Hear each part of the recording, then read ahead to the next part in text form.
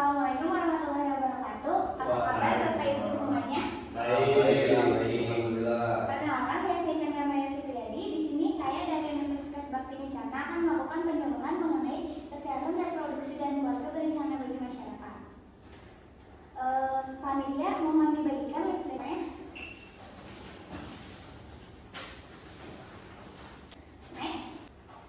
Pokok bahasan yang akan kita bahas di sini adalah pentingnya kesehatan reproduksi, pencegahan penyakit reproduksi, permasalahan kependudukan dan konsep keluarga berencana. Pertama, pentingnya kesehatan reproduksi. Kesehatan reproduksi adalah kesejahteraan fisik, mental, dan sosial yang utuh, bukan hanya bebas dari penyakit atau kecacatan dalam aspek dalam reproduksi seperti proses, fungsi. Lalu, menjaga kesehatan organ reproduksi merupakan hal yang penting terkait bagaimana kita menjamin keberlangsungan hidup manusia dari generasi ke generasi. Selanjutnya, penyakit yang dapat terjadi apabila kita tidak membersihkan organ reproduksi secara benar adalah vaginismus atau adanya infeksi pada vagina yang disebabkan mikroorganisme karena kurangnya higienitas, Codiculuma acuminata atau kulit kelamin disebabkan virus human papilloma yang dapat menjadi benjolan besar, gatal, dan perih. Lalu kista ovarium, perubahan sifat jaringan menjadi terlalu aktif dengan gejala benjolan yang berada di bawah perut.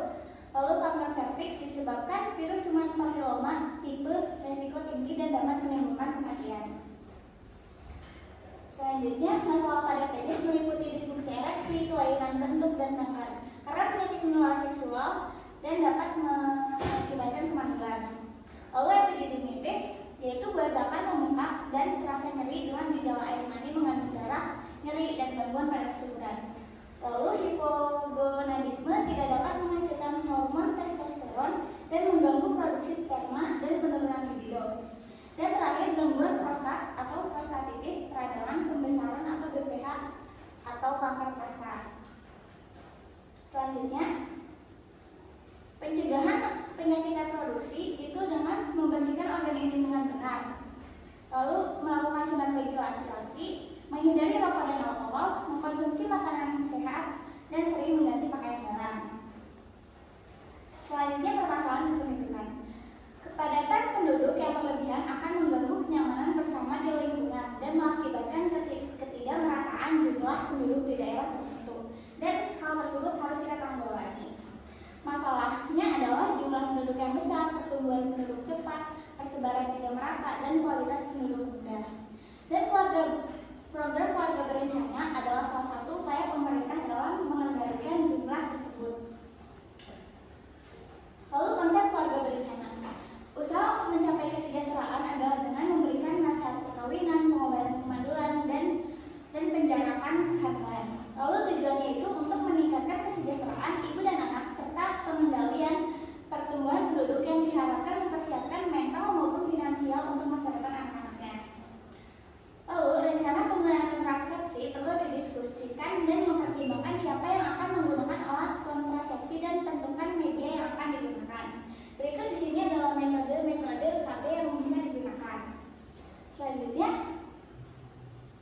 dengan terjadinya peningkatan partisipasi laki-laki diharapkan dapat meningkatkan derajat kesehatan ibu dan anak, dan untuk menurunkan angka kematian ibu dan bayi, dan mencegah dan menanggulangi infeksi saluran reproduksi dan penyakit menular seksual. Pembahasan dan upaya ini memposisikan istri tidak terabaikan dalam menentukan kesehatan reproduksinya. Ini dapat mewujudkan kesetaraan gender dalam keluarga. Terima kasih. Itu materi yang dapat saya sampaikan. Pak, ada yang mau bertanya? Izin bertanya. Perkenalkan, nama saya Bayu Ananda. Di sini saya mau tanya. Ini kan berkaitan tentang reproduksi ya. Saya pertanyaannya itu gini, kenapa laki-laki itu disunat dan manfaat sunat buat laki-laki itu apa sih? Mungkin seperti itu. Terima kasih. Baik, terima kasih atas pertanyaannya. Pertanyaannya adalah apa tujuan sunat bagi laki-laki? Sunat bagi laki-laki itu dianjurkan untuk mengurangi risiko infeksi karena kotoran yang menumpuk di kulup atau ujung penis. Seperti itu. Apakah bisa dimengerti? Mengerti. Baik, terima kasih. Itu yang dapat saya sampaikan. Assalamualaikum warahmatullahi wabarakatuh.